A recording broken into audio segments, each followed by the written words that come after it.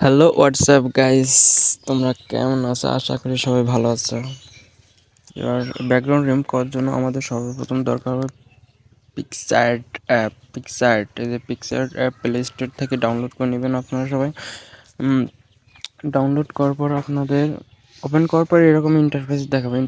দেখে এই যে প্লাস আইকনে টাচ করবেন। প্লাস আইকনে টাচ করার পর আমি আমার গ্যালারি থেকে একটা ছবি সিলেক্ট করে নেব এই আইকনে।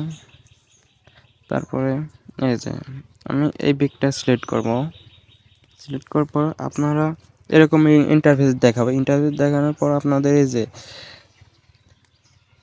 কেসির মতন যেটা আছে না, কাট, তারপর আপনারা কি করবেন, এই যে পার্সনে ক্লিক করবেন। এটা মানে শুধু হবে, পার্সনে ক্লিক করার পর এই যে হালকা ইফেক্ট রয়েছে, এটা থাকলে অন্যরকম হয়ে যাবে, এটা রিমুভ করে নেবেন। আরও অনেক ধরনের এডিট আছে, জাস্ট আপনারা পারেন না। আরও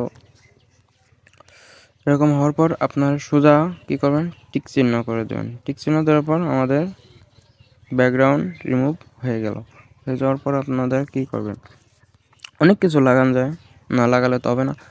আপনারা এই আইকনে টাচ করার পরে সেভ অপশনে ক্লিক করবেন, আবার সেভ করার পর ডান করে দিবেন। শেষ, ব্যাকগ্রাউন্ড রিমুভ করা শেষ। এভাবে আপনারা সবাই রিমুভ করবেন, আর আশা করি সবাই ভালো থাকবেন।